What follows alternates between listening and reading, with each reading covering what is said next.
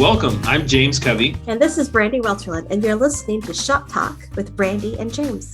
Shop Talk is where we combine our shared experiences of living cross-culturally with our work as mental health professionals. We have over 30 years combined experience living and working in parts of Europe, Central Asia, and Africa, and use this podcast to talk about what it means to live fully integrated and meaningful lives cross-culturally. We hope that you find our conversations encouraging, educational, and maybe even a little fun as we share through the lens of our training and experiences and sometimes interview guests from around the world. Thanks for listening. Welcome to the third in a three-part series on TCKs. In the first one, we kind of looked at some big picture. What does it mean to be a third culture kid? Some of the benefits and the challenges. Our last episode, we interviewed Dr. Joel Cagwin and talked specifically about transition. And now we're excited in our third one to have Dr. Lindsay Stone, who I went to graduate school with, but she recently completed her PhD and specializes in trauma. One of the things we really want to look at is some of her dissertation, which looked at talking to adult MKs specifically and about some of their experience and how some of their experience is actually easily classified as trauma. So welcome, Lindsay. Thank you very much. Thank you for having me. So glad you're here today with us. Looking forward to talking to you. Thank you. Right. And as an added bonus, Lindsay is also a TCK, having grown up in Guatemala. Mainly Guatemala, also raised in Australia, Costa Rica before then, but mainly Guatemala. Good job. There we go. So classic TCK right there. Do you have a particular area that you specialize in or that you're interested in? Yeah, I'm a licensed professional counselor supervisor, and I have not worked for the past year because I was finishing my PhD, but my specialization's in trauma and post-traumatic stress disorder. So I worked for a long time with international students in Texas, coming from all over the world that have been through severe crisis and trauma situations. So I love doing that. Huge burnout rate. So I was exhausted, want to go be a beach bum. But now working my way back into being able to do different therapy stuff. I'm interested to hear your perspective, Lindsay. I imagine you don't really let go of the TCK aspect of who you are. Like it's still who you are. And I imagine that you're more aware of it and how it interacts with your life at different parts of your life as well. It is definitely a big part of my life. I think that once you're raised as a TCK and an MK, I think that it influences every aspect of your life for the rest of your life. And so no matter how old you are, there's a saying that says once an MK, always an MK. And age doesn't change that, nor do situations. I think most MKs hold on to the identity of being a missionary kid, no matter what you do in the other parts of your life. And so it's definitely influenced me in the way that I see the world and the way I see myself, in my identity, in my work, in everything that I do. It's still a piece of me. And so it's been a really neat upbringing. And being an adult now, it is a huge influencer that determines a lot of what I like to do and what I decide to do as far as caring for others and helping for others. And so definitely a big influence throughout my whole life. Lindsay, how old were you when you moved back to the States? I was 18 when I came back to the United States. Okay. I'm just imagining what that was like for you. Had you been home to visit before that? I had been home to visit, and home is another whole nother issue. Right. When I said home, I thought, what am I thinking?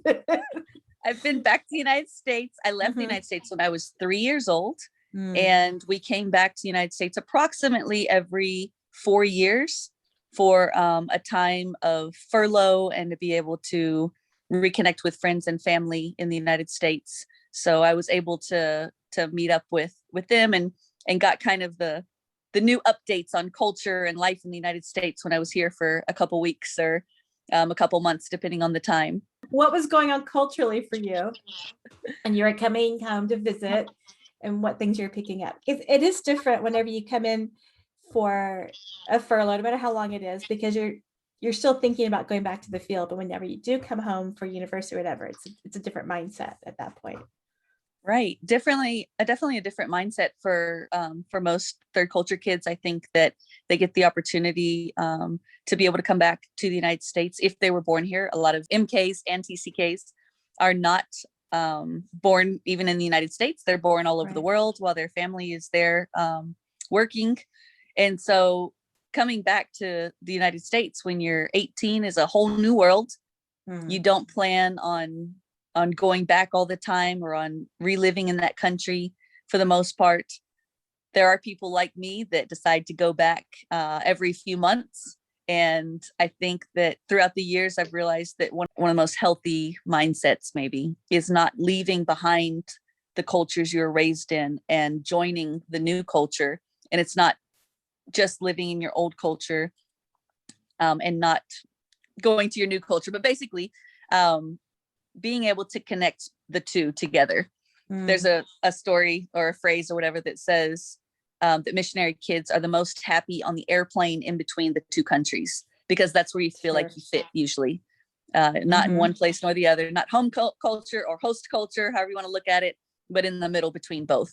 And so being able to be in one and visit the other on a regular basis, I know that helped me in my mental health in being able to feel connected to both cultures and both pieces of me. I mean, even as an adult, you've stayed really connected. I try to go back every 4 to 6 months and visit friends and family in Central America, to be able to go back and forth, to be able to keep kind of my foot in both rivers. Everything's always changing, but to have a piece in both worlds has been a huge help for me. And that takes work. It takes a lot of intentionality to do both of those. But listening to you, it sounds so beneficial to actively integrate those different parts into your life, like your home's culture and where you grew up is too. Definitely. I would agree that it's important, not only as a TCK and MK, but also as a therapist. I think it's important to recognize where we come from and where we currently are and where we want to be. And when we can unite all of those together, I think that it makes us overall healthier and happier human beings. Sure does. I know for a lot of adult TCKs, it just isn't possible to happen, because for so many reasons, the place that they grew up, either their parents aren't there anymore, there's not a visa platform for them to get in, or I mean, there's no way to pay for what it might cost to go to some of the remote places of the world that people were raised in. And there's not a sense of being able to fulfill that longing that you're able to kind of connect with every 4 to 6 months, which is great. Any thoughts for those that just can't do that kind of connection to these places that are so important for them? Yeah, I've seen that with a lot of other TCKs and MKs actually around the world, of not being able to go back either ever or very, very, not very often are they able to make it back to where they were raised. And so I think it's important to be able to keep some kind of connection if you're not able to go back physically.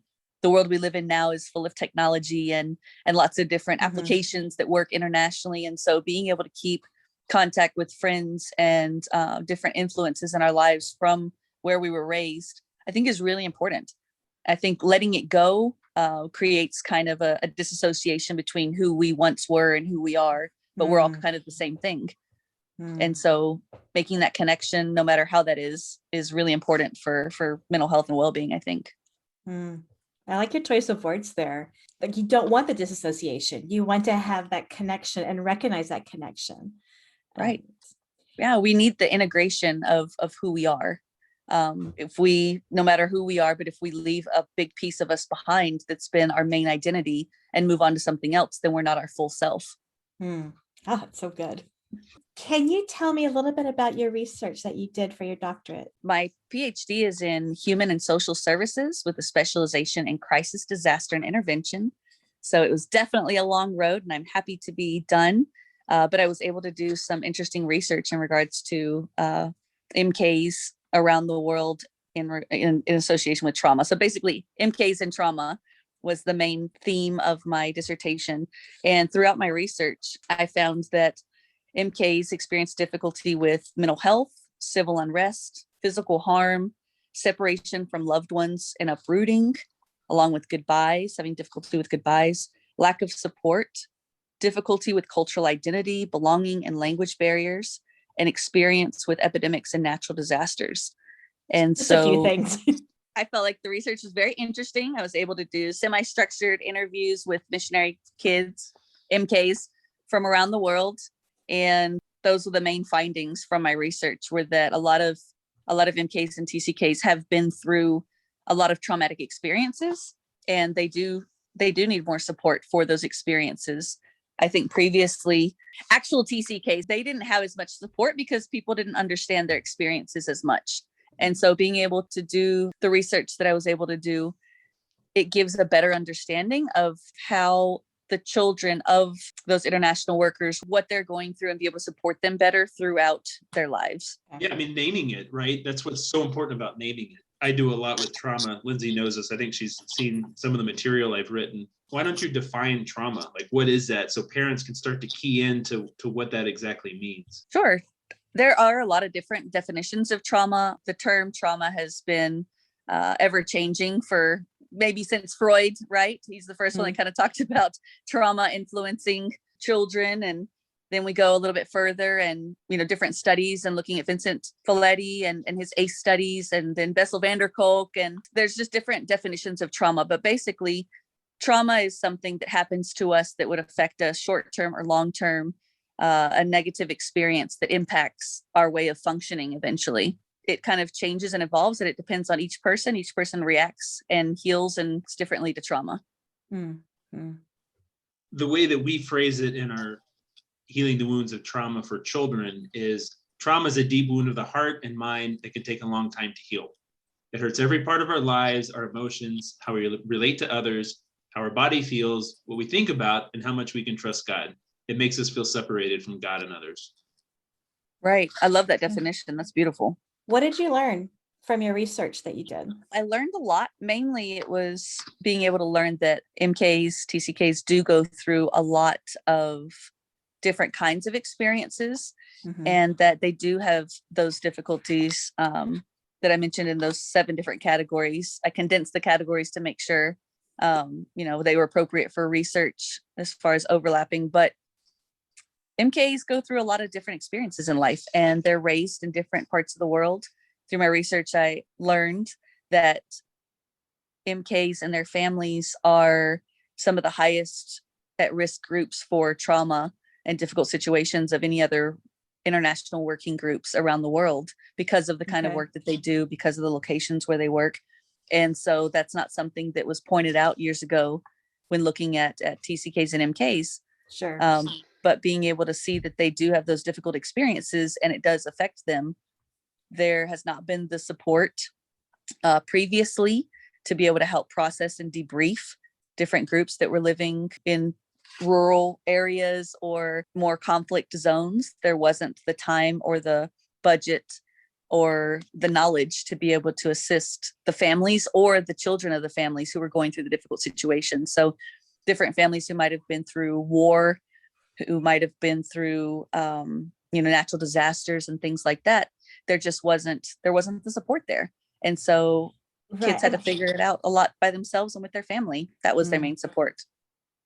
I wonder too, if some of the mindset has changed along the way, where maybe 20 or 30, 40 years ago, it was more, well, this is where we're called and this is what we endure. And now it's like, well, okay, there's still a cost. And you really need to look at the cost and name the cost in order to continue to function in a healthy way too. I think there is definitely a shift that's happened with families around the world and organizations.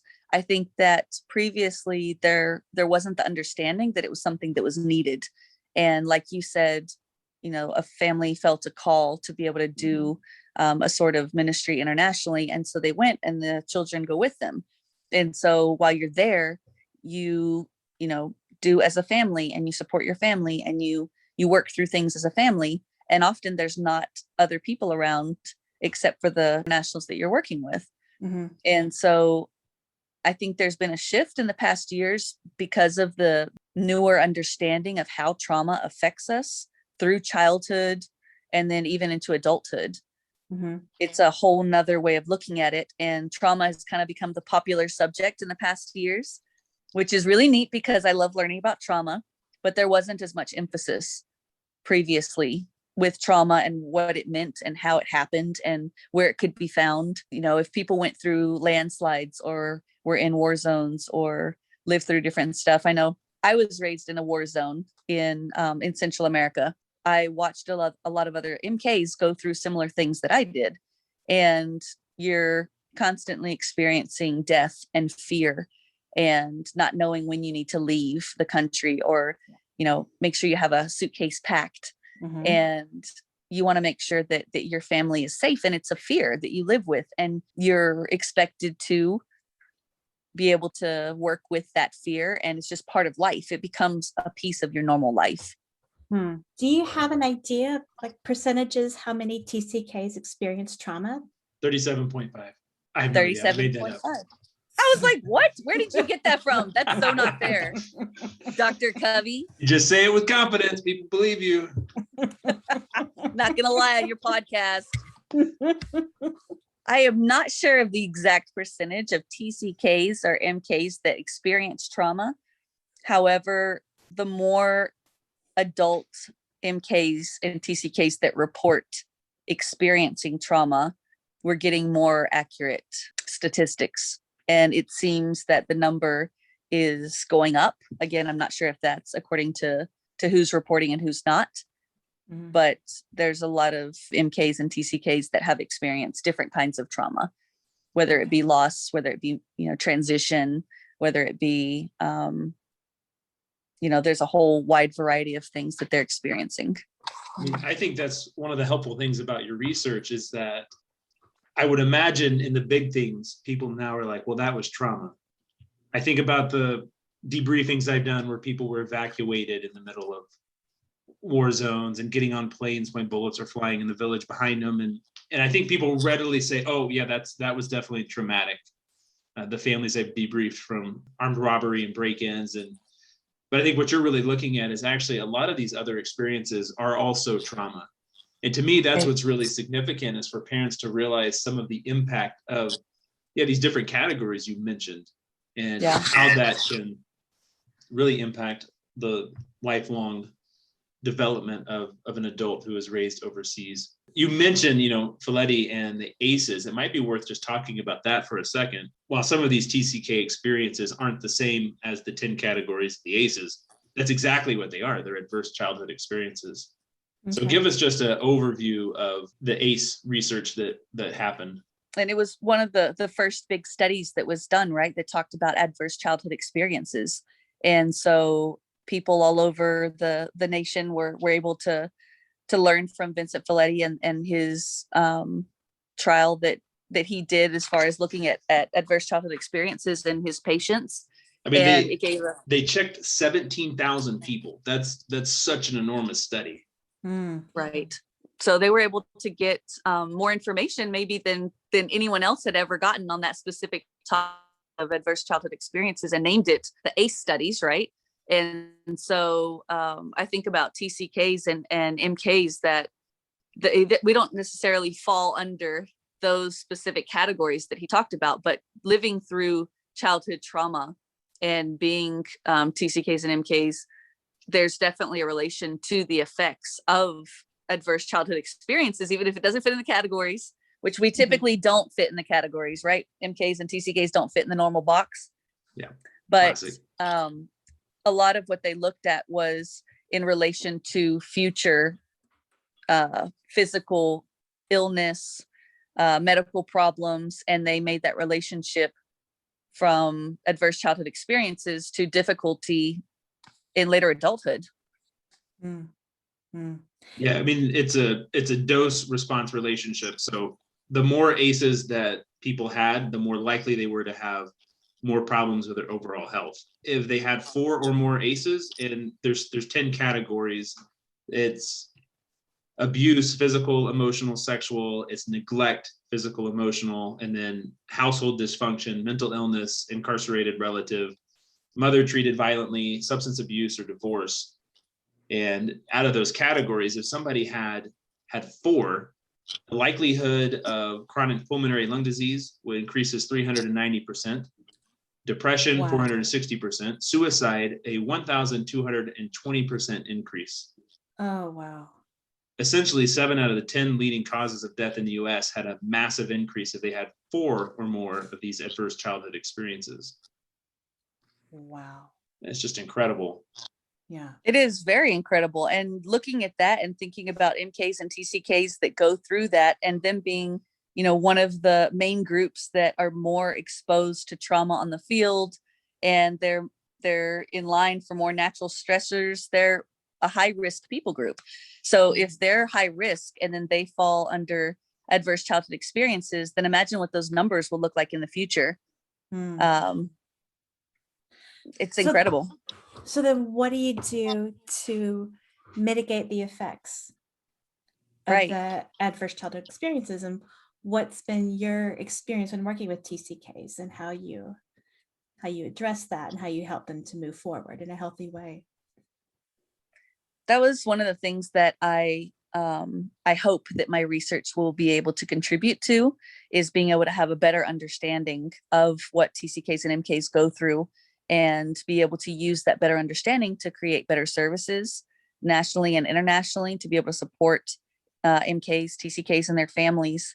I think that being able to have support systems and being able to learn the different coping that's necessary, and having just an overall support system that hasn't previously been there, whether it be knowledge in the community or knowledge from specialists from around the world, but being able to address specifically the trauma that's experienced in childhood internationally. I think that's a really important place to start. There's a lot of organizations that are starting with that, but it hasn't been something that organizations have been strong with in the past. And being able to specifically treat those children or adults, because a lot of adults did not get services. And that's something I found through my research, is that a lot of adults did not get support, even in adulthood, when they still continue to struggle with the short-term and long-term effects of trauma. They still didn't reach out to get support because it's not something that was typically there. Are you talking about adult cross-cultural workers? Adult TCKs, adult MKs. Okay. All right. But even then, they didn't reach out for support because it wasn't a piece of life that they were used to being able to get. Well, and is it even a question of, do they recognize it as trauma, or recognize it as something that they need to process, they need help processing through? I think sometimes people do recognize it as something they need help with. I know something that I've struggled with in my own life is feeling like you're supposed to be strong no matter what, and you're supposed to carry on, and it's the family's calling to do different work. And so you're strong and you hold on to it and you just keep going. And so there's not a learning of, you're hurting, you need to take a break and let's work through this. You just keep going. And some people were able to keep going, and you get to a point sometimes where you just can't. And so those were the people who had more struggles in adulthood from their childhood trauma, and being able to reach out at that point was sometimes, not going to say too late, but they experienced a lot more trauma symptoms than they would have if they'd had the support previously. Right. And at that point, we wouldn't get into the field of counseling if we didn't believe there was hope and redemption and healing. But it's going to take a whole lot more intentional work if you don't address those things until later on. Definitely. I have found throughout just my work in general as a licensed professional counselor supervisor that hope is very, very important for no matter what situation, no matter what you're going through. When we lose hope is when everything else kind of falls apart. It's when we're not able to hold on to something that's bigger than we are anymore. And when we let that go, we're at a loss in general. What would you say if you were meeting with parents, like cross-cultural workers, parents of TCKs? How would you encourage them to interact with their kids? Like, listening to you, we realize trauma is a big part of a lot of TCK life. How would you encourage parents to interact with their kids in light of this, and help their kids work through these things? Sure. That's a great question. And I'm so glad you asked that. I'm also sitting here thinking, wow, parents are going to listen to this and be like, we have got to get back to our home countries. What are we doing to our kids? Right. Which is also what I was afraid of with my research and with even Yeah. saying stuff. Trying to be super careful. I don't want people to think, oh my gosh, our kids are ruined forever. Let's run away. I don't want that, because I think it's really, I don't know, somehow let's add a twist on that, because I don't want people to run away. It's a good thing, not a bad thing. Well, we've talked about that in our previous podcasts on TCKs. Like, it's a great experience. Has potential to be a really great experience. Adult TCKs and TCKs at any age have this unique perspective on life and how they interact with cultures, and it's really a valuable thing. So we don't want to throw the baby out with the bathwater. Right. But in light of what we're talking about, well, how would you encourage parents, and how would you talk to them? Yeah, I definitely think that TCKs and MKs are a rare breed. I think we're different than a lot of other people around the world. I think it's important for parents of TCKs and MKs to be able to ask questions, to be able to have difficult conversations. I compare it to after there's been a loss, after there's been a death, and people want to be able to help, but they don't really know what to say, so they kind of stay away. And I think it's important to not stay away. So if there's a difficulty, I think it's important for parents to be able to address it, sit down with your kids and talk with them about what's happened, get their perspective, ask how they're feeling, ask what their thoughts are, talk about how they're going to make it through as a family together. I think it's important to have those difficult conversations, to not be silent, to not ignore it, not run away from the difficulties of living through difficult situations. It's so important to be able to come together as a family and not hide away from each other. And sometimes that looks like anger. Sometimes it looks like sadness. Sometimes it looks like silence. But to be able to come together and talk about what's happening, I think that's one of the biggest things that parents can do for their kids. And one of the most beneficial support systems that children and a family can have is being able to have that support of their parents. And in the parents supporting the children in that situation, I believe that the parents also get that comfort by being able to discuss things with their children and being able to have kind of a wider perspective on what's going on and what the family's needs are. How do they come back together? How do they heal? How do they seek for hope together? All of those things have to come together. And I would encourage families who are going through difficult times all over the world, no matter what position you're in, no matter what you're doing, but to be able to sit your family down, have meals together, talk about what's going on, and talk about what people are thinking and feeling in the family, and how you can work together to be able to heal, no matter what the situation is. There are difficult situations in life, no matter where we are in the world, no matter what we're doing. Trauma it exists, and unfortunately it's part of living in a broken world. But being able to come together can give us hope and strength, and make sure it's easier to be able to wake up tomorrow and live a brighter day together. I think a piece of that is that parents have been traumatized. And it really takes healthy parents to help guide their families through difficult situations. And it's just important that parents also take care of their own needs when they go through something difficult. And when they're finding those places that are hard for themselves, they're certainly going to also be hard for their kids. So to be able to have the emotional capacity to help families navigate through some of these challenges, parents need to be healthy. And a part of that is making sure that they're doing the things they need to do, whether it's connecting with a staff care person or a counselor or support from their home countries, to make sure that they are healthy so that they can be in a good place to work with their kids. I think about some of the adult TCKs I know, and their experience was hard for them, and they know it was also really hard for their parents. And it was just survival.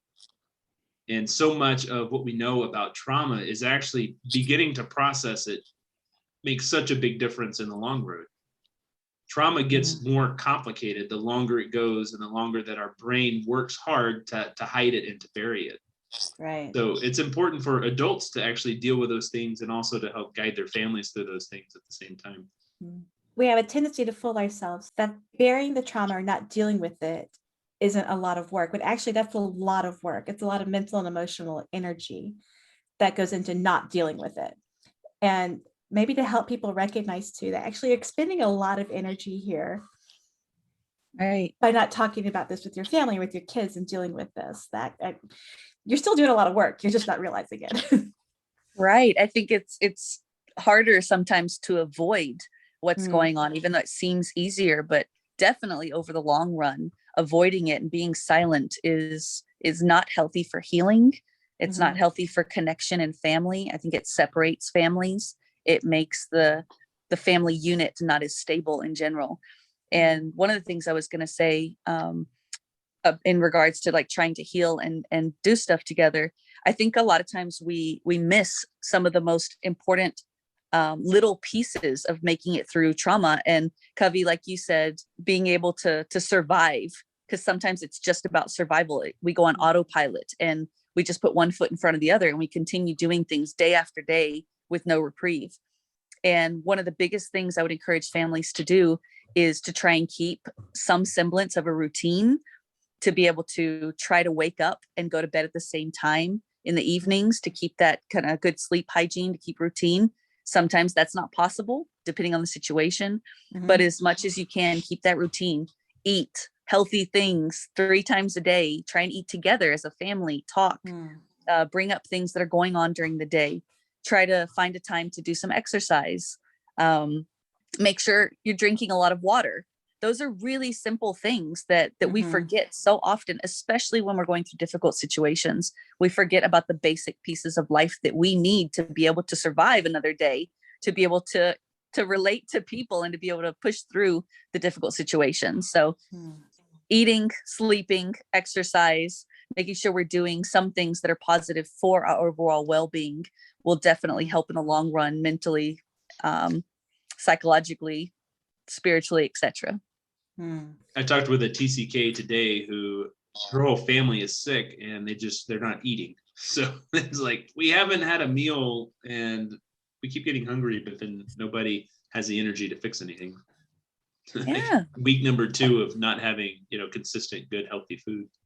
That could be scary and unsettling. You don't know exactly like how to feel better. And I think all of us, whether we're going through some kind of like relationship issue or a job change or, a natural disaster or traveling or whatever it might be, we want to feel better when we're feeling bad. And I don't know about you guys, but sometimes I've sat down and just cried because I'm like, how do I feel better? What is happening? How do I do this?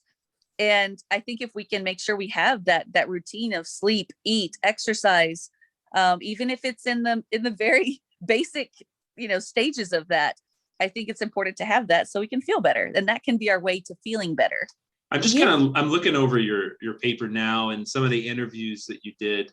What are some of the stories that just stood with you? With a lot of the interviews that I did, there were a lot of just difficult experiences that were shared in regard to the different themes that I found. There were a lot of difficult situations that were shared throughout my research, and a lot of them had to do with conflict in the country and conflict of the specific locations where people lived, whether it be, like I said before, civil war or violence in the country,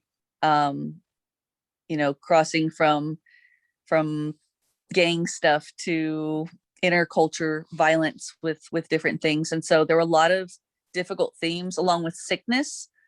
Sickness was a big one. There's not a lot of international care in some rural locations. And so becoming very ill could, quickly become a death sentence because there's no one else around to help you.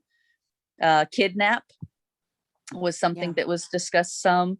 And so being afraid for your family, for your life in sickness and kidnapping, in violence, there was a lot of that came up throughout my research. There's this one story that you've got about somebody that had a misdiagnosis of worms and wound up with a ruptured appendix. And I think there's stories like that of just life in difficult places often have difficult effects on our bodies that is very much a trauma aspect that I don't think a lot of people would think of as trauma. Or it happened to a sibling or to a neighbor or to somebody that was really close. There's an effect on that, on kids especially, as they try to figure out how to deal with that. Well, in some places you have the where there are no doctors book, and you just hope hope this covers it. I hope I understand this. Side note, I love doctors the book you just referenced, Where There's No Doctor. My mom had the original version. I remember sitting on the floor in the boonies in Guatemala, reading over that, because I'm like, okay, I need to learn this stuff. If something happens, I need to learn how to fix a broken limb. I need to know how to put it back into place. I need to be able to tell the difference between this kind of worm and this kind of parasite. And I remember looking up just different remedies and stuff that we had access to because of that fear of people not being anywhere around. And so I read those books and dog-eared the pages and went through all of it over and over again because I wanted to be prepared, because there was no doctor. Yeah. How old were you when you were reading these books? 6. I was 2. I was an early learner. You had to amputate a limb. Hey, you'd be surprised. I'm not even going to go there. But yeah. I was about 10 probably. Okay. When we lived in Central Asia for several years, and there was one year I was the school administrator by default, and there was a scabies outbreak at the school. Ugh. And nobody knew. I had a baby and child care book that had pictures of various ailments and skin diseases, and literally I was the scabies expert, and people would call, what's wrong with you, James? People would call me, and people would call me and say, can you come over and look at my kid's arm? Like, oh, okay, let me take my book with me. I don't know. Book in one hand, arm in the other hand. Yeah. But I know. This is why we came here. I don't know what to do. I know this is not our subject of the day, but scabies is like a serious issue. And I got scabies when I was younger from this family who had scabies. And I didn't know that I had it. I was like, I don't know what's wrong with me. Something is wrong with me, but I don't know what it is. Mm-hmm. And so finally I was able to go to my mom and be like, what is happening? And she's like, oh, you have scabies. It's nothing, obviously, right? International nurse. It's the word scabies. It's just, what were your takeaways just personally from your research? Personally, from my research, I think my biggest takeaway was realizing that TCKs and MKs are a specific population that needs more support overall. Okay. They need the support while they're in their host country. They need it when they're in their home country. They need that support that they're not getting. Being able to have support and even trauma-focused counseling that's specifically geared towards TCKs and MKs. Being able to have those support services would be able to, hopefully greatly increase their mental health well-being over time, so that when they are older adults, they're not still suffering from the short-term or long-term effects of their childhood trauma. Just want to reiterate again. I imagine there are going to be parents listening to this that are like, oh, what do we do? And you can't bubble wrap your kids and protect them from all trauma. We've talked about TCKs are more prone to experience more intensive life-altering situations. Right. Going home to home country, that might be an answer in some situations, but it's not the answer for all situations. What I hear from you is parents, engage with your kids about what they've been through, give them an environment where they can talk about it, communicate that you're in it with them and that you want to understand them as well. You want to understand them, and those are the things that are going to matter for them. Definitely. I would not discourage families from going internationally because of the fear of trauma. Trauma can happen anywhere you are in the world at any point, including in the United States. Sure. It is a piece of life. And so I would not discourage people from going and working internationally, especially if they have that calling. I would not change my childhood or my upbringing, where I was raised, or the experiences. I would not change those. I think it made me who I am today. It made me a stronger, more well-rounded person. And I know so many amazing TCKs and MKs from all over the world that are strong, independent, beautiful human beings. And it's because of the experiences that we've been through. It's because of the support that we've had in our families or friends. And it's those things that make us who we are. So I definitely would encourage people to continue reaching out, continue doing international work, continue doing human services and supporting other people around the world. And when those difficult times come, reach out to your support systems, create your own networks of support, learn how to do the positive coping, be, healthy ourselves as much as possible, keep those healthy routines, and work together as a family to be able to make it through. Because I would definitely not change that for the world. Yeah, it's not about being trauma avoidant. It's about being trauma aware. Yeah. And Nicely stated.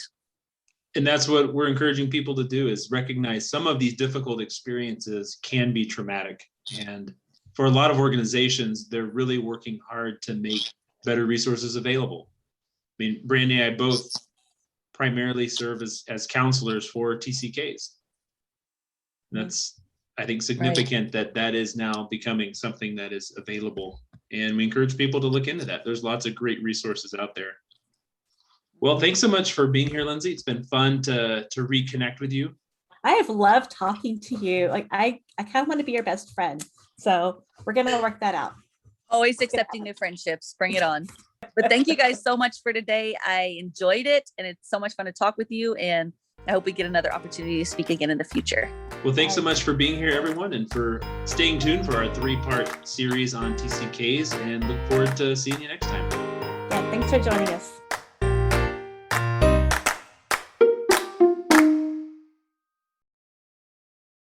So sorry, we're getting to know each other, James. No, take your time. It's only 9:40 at night on Good Friday. I know. Sorry, guys.